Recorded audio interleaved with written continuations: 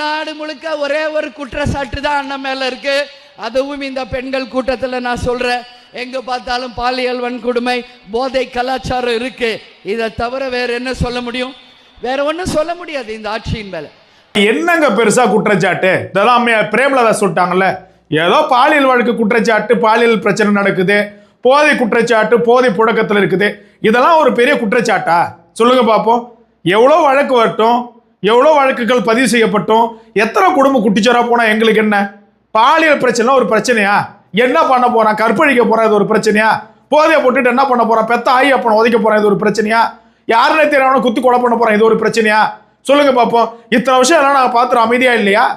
நான் வந்தேன்னா அண்ணன் ஸ்டாலின் சொல்லுவேன், இதுக்கு மேற்பட்டு ஒரு பெண் பாதிக்கப்பட்டாலும், ஒரு இளைஞன் பாதிக்கப்பட்டாலும் நான் போராடுவேன்னு சொல்லுவேன். இத்தனை நாளா என்ன பண்ணிட்டு இருந்தீங்க? இத்தனை நாளா என்ன பண்ணிட்டு இருந்தீங்க? இன்னைக்கு என்ன மேடையில் பேசுறீங்க? ஏதோ ஒரு குற்றச்சாட்டாம். இதுக்கு மேல என்ன குற்றச்சாட்டு நடக்கணும்? என்ன நடக்கணும் குற்றச்சாட்டு இந்த மண்ணில்?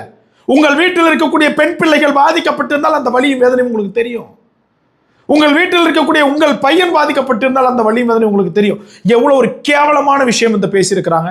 இத்தனை நாள் கூட நம்ம வேற விஷயத்துக்காக தான் பேசணும். இடஒதுக்கீடு எதிர்த்தாங்க, வன்னியர்கள் மீது வன்மம் கொண்டு இருக்கிறாங்கன்னு. ஆனா இவங்க ஒரு கேண்டிடேட்டா இருக்கிறதுக்கே தகுதி கிடையாது.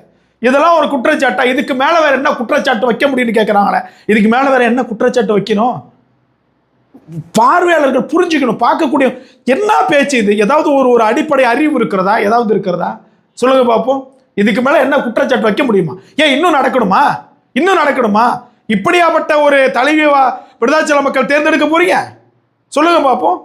இதுக்கு நீங்க ஓட்டு போடாமலே போயிடலாம்.